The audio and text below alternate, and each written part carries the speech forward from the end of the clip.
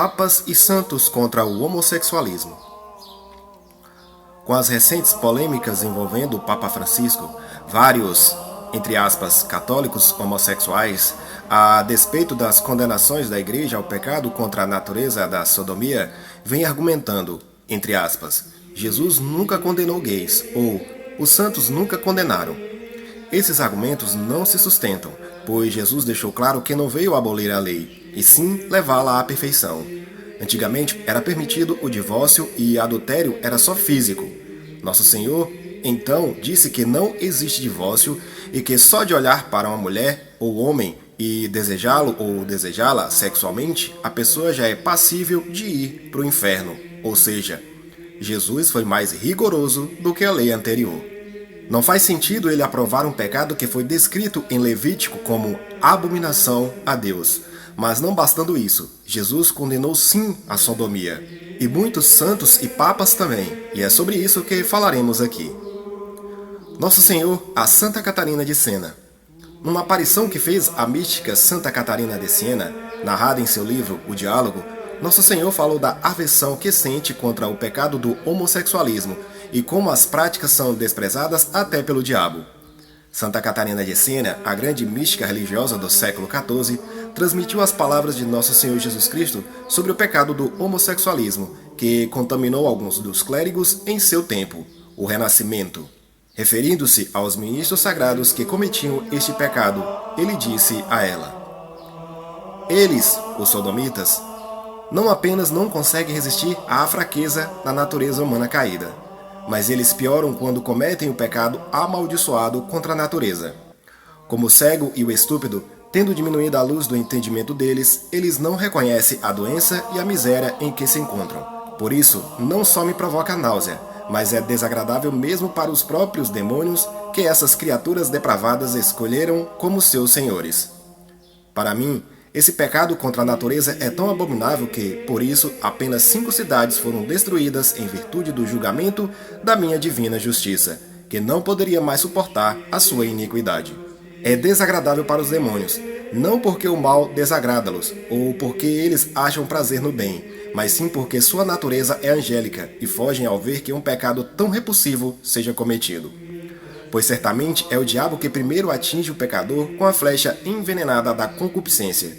No entanto, quando o homem realmente realiza um ato tão pecaminoso, o diabo vai embora. O texto foi aprovado pela Igreja e mostra de forma bem forte a visão de Nosso Senhor contra os pecados contra a natureza, mas temos outras condenações. Bíblia, Papas e Santos contra pecados contra a natureza. A Bíblia. Segundo este versículo, fica claro que Deus é contra que a sociedade aceite este pecado de qualquer modo. Deus condenou à destruição e reduziu às cinzas as cidades de Sodoma e Gomorra para servir de exemplo aos ímpios do porvir. 2 Pedro capítulo 2, versículo 6. Por isso Deus os entregou às paixões vergonhosas. As suas mulheres mudaram as relações naturais em relações contra a natureza. Do mesmo modo, também os homens, deixando o uso natural da mulher, arderam em desejos uns para com os outros, cometendo homens com homens a torpeza e recebendo em seus corpos a paga devida ao seu desvario. Romanos, capítulo 1, versículos do 26 ao 27. Papa São Pio V. Aquele horrendo crime pela qual as cidades corruptas e obscenas, Sodoma e Gomorra, foram queimadas por condenação divina, nos enche de amarga dor e nos estimula veemente a reprimi-lo com o maior zelo possível. Com toda razão, o Quinto Concílio de Latrão estabelece que todo membro do clero, apanhado na prática do vício contra a natureza, pelo qual a cólera divina caiu sobre os filhos da iniquidade, seja despojado das ordens clericais ou obrigado a fazer penitência em um mosteiro. Para que o contrário de tão flagelo não se propague com a maior audácia, valendo-se da impunidade, que é o maior incentivo ao pecado, e a fim de castigar mais severamente os clérigos culpados desse nefando crime, que não estejam aterrorizados com a morte da alma, decidimos que eles sejam castigados pela autoridade secular que faz cumprir a lei. Portanto, com o desejo de adotar com maior vigor o que decretamos desde o início do nosso pontificado, Bula Cum Primum. Estabelecemos que todo sacerdote ou membro do clero, seja secular ou regular, de qualquer grau ou dignidade, que cometa esse horrível crime, por força da presente lei, seja privado de todo privilégio clerical, oficial, dignidade e benefício eclesiástico, e que, uma vez degradado pelo juiz eclesiástico, seja entregue à autoridade civil para receber a mesma punição que a lei reserva aos leigos que se lançam nesse abismo. Catecismo Maior de São Pio X. Quais são os pecados que bradam ao céu e pedem vingança a Deus? Os pecados que bradam ao céu e pedem vingança a Deus são 4. Primeiro, homicídio voluntário. Segundo, pecado impuro contra a natureza. Terceiro, opressão dos pobres, principalmente órfãos e viúvas. E quarto, não pagar o salário a quem trabalha. Por que se diz que estes pecados pedem vingança a Deus? Disse que esses pecados pedem vingança a Deus porque o diz o Espírito Santo e porque a sua malícia é tão grave e manifesta que provoca ao mesmo Deus a puni-los com os mais severos castigos. Código de Direito Canônico de 1917. Os leigos que tenham sido legitimamente condenados por delitos contra o sexto mandamento, cometidos com menores que não tenham chegado aos 16 anos de idade, ou por estupro, sodomia, incesto, lenocínio, são ipso facto infames, ademais de outras penas que o ordinário queira impor-lhes. O Cano 2358 prevê que clérigos de ordens menores, os que não são ainda subdiáconos ou acima, sejam punidos até pela dispensa do estado clerical. Com relação aos clérigos de ordem mais elevadas, diáconos, sacerdote e bispo, se cometeram um crime contra o sexto mandamento ou com menor de 16 anos de idade, ou cometeram adultério, estupro, bestialidade, sodomia, lenocínio ou incesto com consanguíneos ou afins, serão suspensos de ordem, declarados infames, privados de qualquer ofício, benefício, dignidade ou cargo que possam ter, e em casos mais graves, serão depostos. João Paulo II. Ao ensinar a existência de atos intrinsecamente maus, a Igreja cinge-se à doutrina da Sagrada Escritura. O apóstolo Paulo afirma categoricamente: não vos enganeis, nem imorais, nem idólatras, nem adúlteros, nem efeminados, nem sodomitas, nem ladrões, nem avarentos, nem maldizentes, nem os que se dão à embriaguez, nem salteadores possuirão o reino de Deus.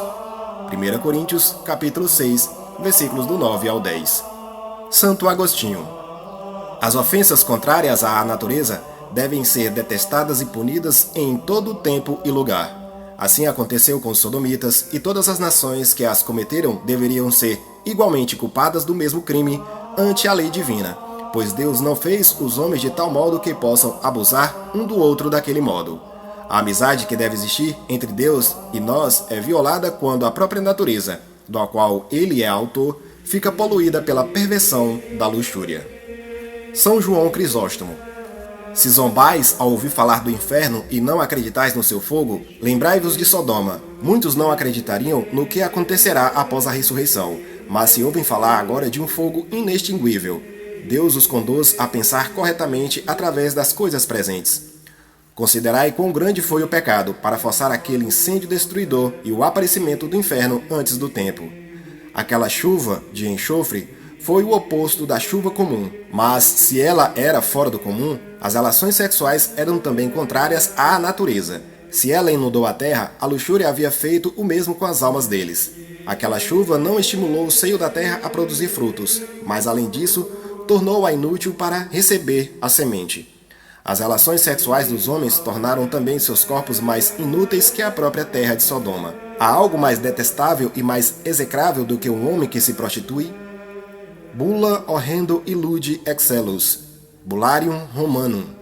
Volume 4, capítulo 3, página 33. Veritas Splendor, 6 de agosto de 1993. Quarta homilia sobre Romanos, capítulo 1, versículos do 26 ao 27. E Confissões de Santo Agostinho, livro 3, capítulo 8, nota 15. Conclusão. Concluímos afirmando que o magistério não é esquizofrênico.